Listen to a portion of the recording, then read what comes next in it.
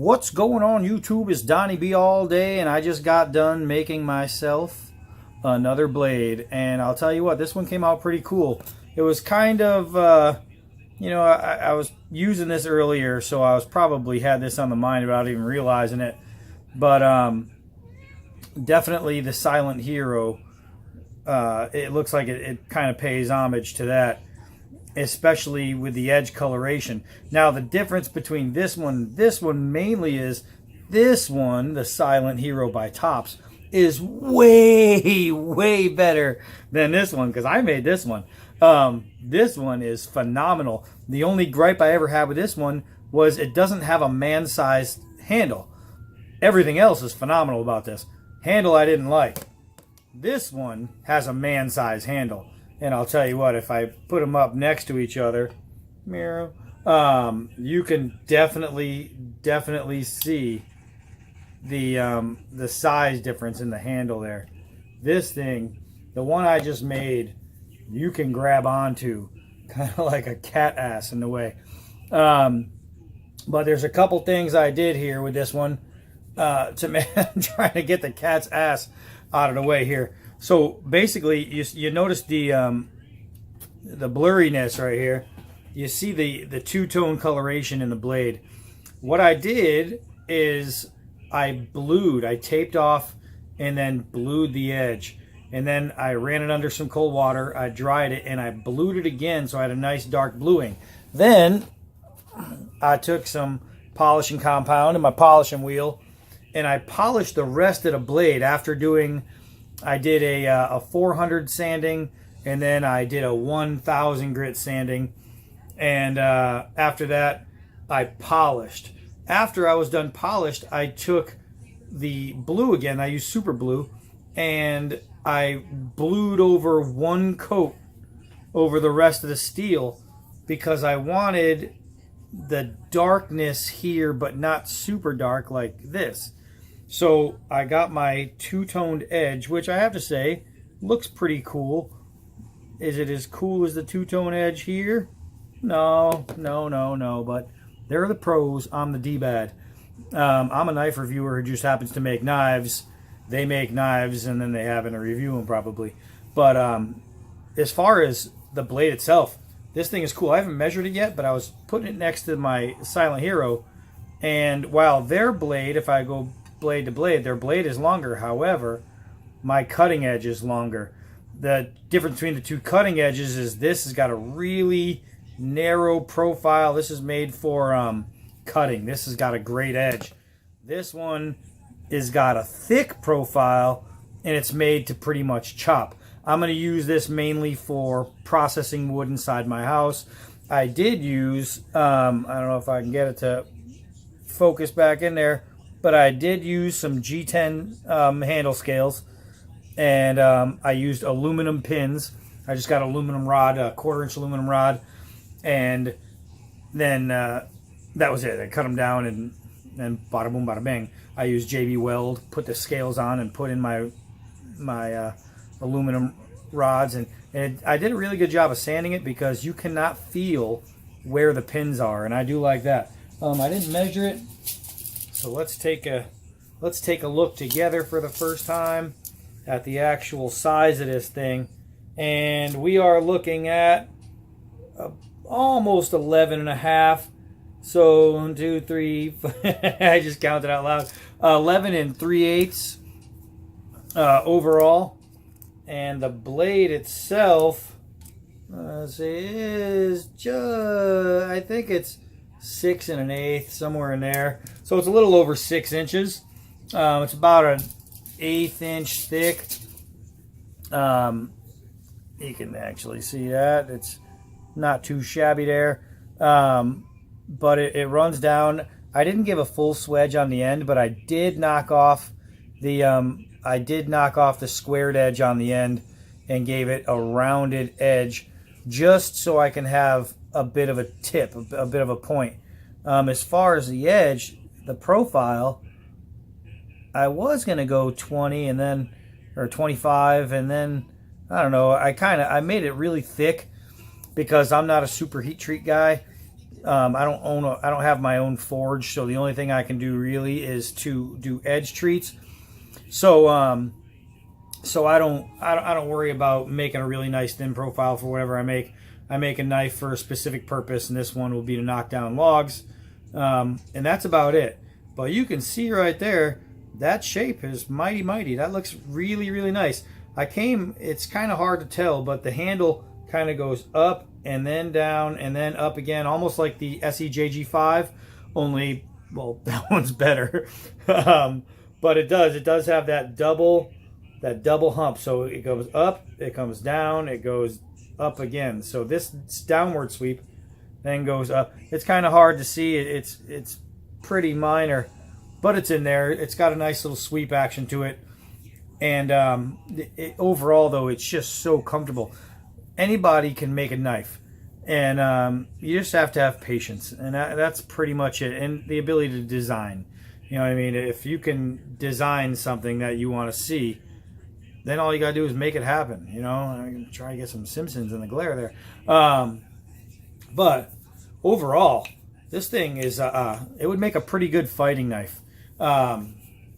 It's got a really good hold in the hand. It's got some nice weight, and it recovers pretty well for only a 6-inch blade. I have to say that I do like that about it. I kept tinkering with it as I was moving along, and I was going to make this come in a little bit more, and then I started thinking about what I need it for, and I'm going to be banging on it pretty hard, so I did leave it nice and thick. But fit and finish, it's a dbad, so it's not perfect. You know, when I'm making my own stuff, I really don't care what the fit and finish is, as long as there's no sharp things on the handle it's going to get me, no burrs or nothing like that. I did leave a hair of tang sticking out. It's true full tang construction, but I did leave a hair of the tang sticking out. That way, if I need to, I can come down on it without damaging my my scales. So I don't know. It's nighttime now. I just got done with this, so I'll probably bring it out tomorrow and see what it can do. The edge, I'm guessing, is not shave or paper sharp, because, well, it was made thick to be able to go through wood, and yeah, no, it's not gonna cut through stuff like that. I don't even think it'll cut through sandpaper. Let's see. It just sanded it. That's about it. Oh, hey, look at that. Okay, so it does go through paper. I guess I made it a little sharper than I thought I did, but not over sharp, because what I plan on using this for, I'm just going to dull it up constantly anyway. So as long as it has a hatchet style edge, that's all I care about, because it's going to go, and that's about it. So tomorrow I'll bring this thing outside and we'll give it a once over. But I gotta say, it looks pretty badass. That's dbad all day long. Donnie B all day in the house. All right, so stay tuned in the next second, and I'm gonna cut to the outside portion of this video. And just like that, it's morning. You guys didn't have to wait very long. All right, so over the last week, I made 2 blades, right? I made my gigantic Bowie, which this is a 6-inch blade. It looks minuscule. It looks like a nail clipper. I made my Bowie, and I made my little Hunter. But I made these with specific intentions. This is a chopper. I want to break down wood with my giant Bowie. Put that down nice and soft. And this is to process it. That's the only purpose for these 2 knives. Chopper, processor, chopper, processor.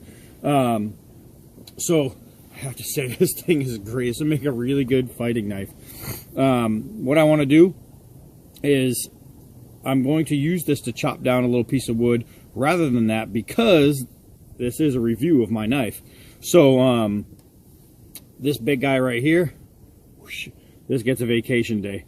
All right, so what I'm going to do now is take this one and go over there. I'm going to knock down a little piece of pine. I'm going to bring it inside. I'm going to split it, and we are going to cook the pine. Now, remember, you don't cook pine in your fireplace because the creosote is not good. However, I'm only going to take a couple little tiny pieces and burn them right away, and then I have some creosote breakdown crap that you put in there, so I'll be okay. This thing right here, we're going to go give the test. All right, so let's get a couple drops. I don't even know if this is going to bite through. We'll soon find out. 4-foot drop. It almost went. You hear that thud? This log is pretty frozen. So we're going to try again. All right, well, you can see it hitting, but it's just so fat. I mean, I left that tip really nice and fat. Let's try a couple downward throws. Oh, that's what I'm talking about right there. Now, one thing I don't have to worry about is breaking the tip, because I made this thing to be a chunk remover, and that's what it is. Now, I don't know exactly what I can get done with this. Let's see. All right. Oop, I'm breaking them all off. I'm making them for you, and then I'm breaking them. But look at those curls. Look at those curls. Those are pretty tight. So doing push cuts, I should be able to fare pretty well when it comes to feather sticking. Look at actually, I'm gonna fare very well doing feather sticking. Look at that little freaking mushroom right there. That is pretty. As far as the edge, however, I doubt it's going to be able to go through nylon rope. And let's see. Not like some of my knives where I could just push and it just goes right through. I brought you that 4-max.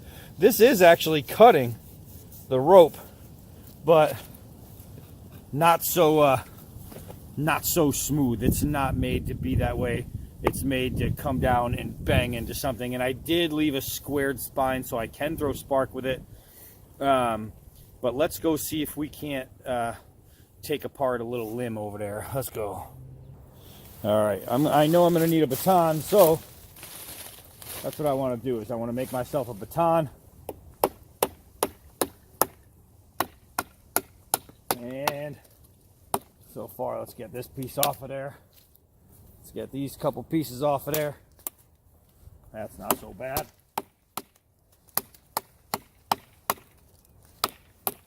There we go. All right, not so bad. Man, hard to work with.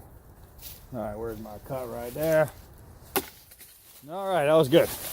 So I've got a baton so I can go inside and start batoning. So I'm going to put that to the side, keep that for later. Let's see if we can't cucumber salad this. I guess I gave it enough edge to be able to do that. So I'm getting very, very nicely underneath. I'll show you what I mean. Underneath the skin without hitting the wood, without dinging up the actual wood. So I can take off all this green and I can make myself a really, really nice smooth staff if I needed to. That's not bad at all. That's not bad at all. Some of my better knives, that's what you do. Okay, so let's see. Let's see here. Let's get this thing all hairy. And you guys know in the woods, when it's time to light a fire, that hairy stuff is what's going to catch. And if you can create yourself some of that kind of fluff, I'll even bring that inside. That's going to help with the whole lighting thing. All right, so what I need is, I'm not going to do a bunch. I just need one piece that I'm going to be able to process inside, to hammer through, because again, I'm doing it inside with pine, and it's not the best stuff to use. So let's see. I'm feeling that if I tried this, you can't even see that. It would take all day because it's a giant log. But let's see.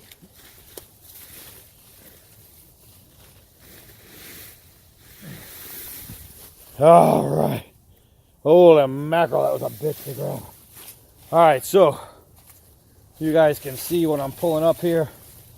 I've got this guy. I'm going to use that for something to chop off all the branches. That way they're not in my way. And here we go. So it's not designed to be a chopper, especially, you know, only 6 inches. However, it chops pretty well. Again, I did give it a hatchet style edge, and that was specifically for wood processing. So if I can't go through wood with this edge, then I need to rethink what I want to do with my life, because making purposeful knives shouldn't be it if I can't use the knife for the purpose I want it for. Wood in my mouth. All right. So I have to say, so far it's been pretty comfortable in the hand. No hot spots, no weird things. I do like the G10. And now I have a log, I have a baton, I have the knife to do it with, and you could see how wet that is in there. There's a ton of sap just pouring out. So it's going to hinder how the knife goes through. But I made this thing a beast. And if I can't get through, whoo-wee, I better get myself a spoon and try that, because this thing's gonna work. All right, so let's bring it inside. All right, here we are inside by the old fireplace, and we are going to start batoning this wood. Now, some of the naysayers out there are going to go, oh, you're using pine, and pine is soft, and that's not a real test, and blah, blah, freaking blah. Well, let me tell you something. If a different tree fell in my yard, I'd be using that. But it happened to be a pine tree that landed in my yard. So that's what I'm using. And I'll tell you what, if you're out in the woods and you're surviving, and this is pretty much what all this is about, if you're out in the woods and you're surviving, you're not going to worry about what kind of wood you're using. You're going to use whatever's there. You know what I mean? And I guarantee you, a piece of pine, you're going to be very happy to have when it's out in the woods and you have a fire going to keep you warm and alive, because pine light's pretty damn easy. And you're going to want easy lighting when you're out there in the wilderness. Let's turn that around and go this way. Hit that one at an angle. But this is exactly what I'm using this knife for, right? This knife is going to be used to come in here and process wood, and process wood only. That's it. So, I mean, I can come in here and I could do this with this knife all day long. This thing is just gonna battle through whatever I hit into it. If I want to use hardwood, which I plan on it, I'm going to use hardwood. Then I'll have no problem. This knife is a beast. As a matter of fact, let's see. Oh crap! I just dropped you guys and didn't even realize it. All right, so sorry about that, fellas. Here's a piece of hardwood, right? What is this, white birch, I think? Something, I don't even know. Let's see. Well, this is the wood I have for my fire.